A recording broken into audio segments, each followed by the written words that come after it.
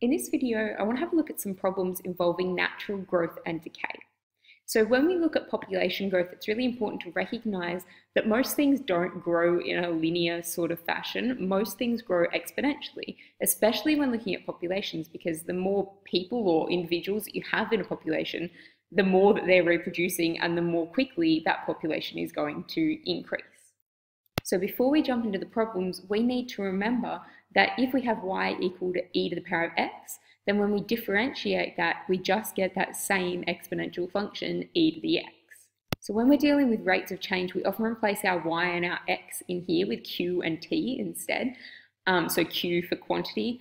Often, again, there's m's and p's depending on what the actual situation is.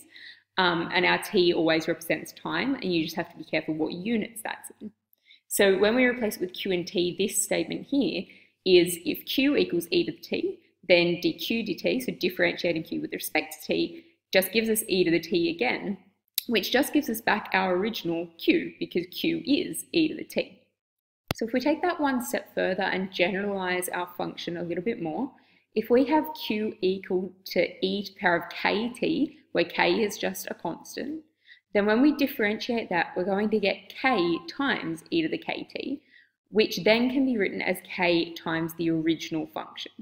So we've just got this k outside of our e to the kt. What that means is that the rate at which the population is growing is directly proportional, and that term is important, is directly proportional to the number of individuals in the population at that specific time. So dp dt equals kp, where k is the constant of proportionality. So we're using p's now because we're referring to populations. Then p equals p0 e to the kt, where p0 is the value of p at t equals 0. So what all that means is if we have a population that satisfies this equation, where it is an exponential growth, so we know that the rate of change is directly proportional to the original population, or the number in the population, then it's going to look like this, in our original equation. So our population is going to be this constant number, which is the initial population, multiplied by e to the kt, where k is another constant, and it's called the constant of proportionality. So let's have a look at what that looks like in a problem, because it's going to make a little bit more sense. Okay, so our problem says at the beginning of 2010, the population of a rabbit colony was estimated to be 1,200. At the beginning of 2017, the population was estimated to be 6,000. Assume that the population is increasing exponentially and satisfies an equation of the form p equals a e to the kt, where a and k are constants, and t is measured in months from the beginning of 2010. So a few things to take note of there is that t is in months, not in years, so we've just got to be careful with that. And the other one is that this is written a little bit differently. So often you'll see this here written as a instead of p0, but it's still the initial population.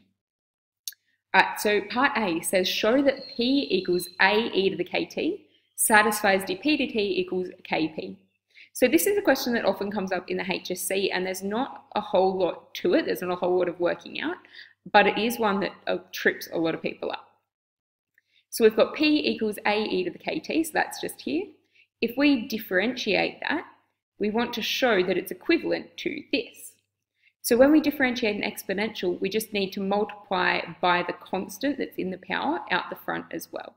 So that means we're going to have k times a e to the kt. And then we can rewrite this a e to the kt just as p. So it's going to be kp. And that's your proof. That's your proof that it satisfies this equation. So that's part A done. Part B asks us to find the value of A. To find the value of A, we're going to use the first piece of information that was given to us in the question, which was at the beginning of 2010, the rabbit colony was estimated to have a population of 1,200. So that means at t equals 0, the population was population was equal to 1,200. So we can substitute those values into this equation here. So we're going to have 1,200 equals A times e to the k times 0, which means 1,200 equals a times, well, e to the power of 0, anything to the power of 0 is just 1, which means that a is 1,200. So that's what we were saying before, that constant number out the front is our initial population. Part C asks us to find the value of k. So we just figured out that a was 1,200, so we can rewrite p equals 1,200 e to the kt, and now we need to find k. So this time I'm going to use the second piece of information that was given to us. So at the beginning of 2017, the population was estimated to be 6,000. So if that's been 7 years, that means that our t, because it's measured in months, would be 7 times 12, which is 84. So our t is equal to 84, and p was equal to 6,000. So we can substitute those two numbers in here and then rearrange to find k. So our 6,000 equals 1,200 e to the 84k.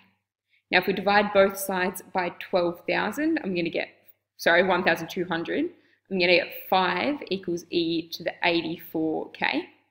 Now I'm going to take the log of both sides, but I'm going to take the natural log because natural logs and e's, exponentials, work really well together.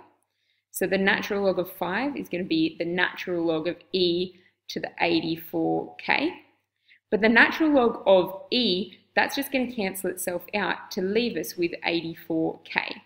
So log to the 5 is equal to 84k. So to get k, I'm going to divide, so I'm going to have log 5 divided by 84. Now that's the exact value, but we are going to approximate it for this question as well, which give us about 0.019 to 3 decimal places. It is important though that in the next section when we're going to have to use k, that we are using the exact value. Right, so for part D, after how many months is the rabbit population estimated or predicted to reach 20,000? So we can get rid of this.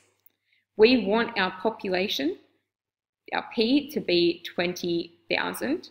We now know our A and our K, so we can write 20,000 equals 1,200 E to the, I'm just going to write K again for a little while, but we know that value of K. Now we want to rearrange this to get T on its own. So I'm going to divide both sides by 1,200 first, and I'll end up with 50 over 3 equals E to the KT. I'm going to take the natural log of both sides again, so 50 over 3 equals, now when I take the natural log over here, that's going to get rid of our E, and we'll just end up with KT, so that works the same way as it did over here. And now I can divide both sides by K. So I'll end up with log of 50 over 3 divided by K. Now you can put this in your calculator because K we know is log of 5 over 84. So make sure that you're putting that exact value, not just our 0.019, putting that exact value in there, and we'll get 146.837 ... and that's in months. So it's going to take about 147 months for the population to reach 20,000. Now we could convert that as well into years and months. So that'd be about 12 years and 3 months if we round it off to the nearest month. Now the last little bit is that problems involving natural decay can be modelled in a similar way.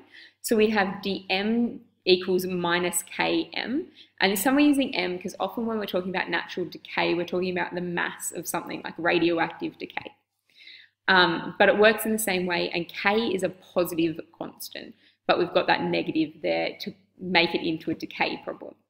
Then we've got m equals m naught e to the minus kt, where m0 is the value of m at t equals 0, so the initial value of m. Right, so that's having a look at natural growth and decay.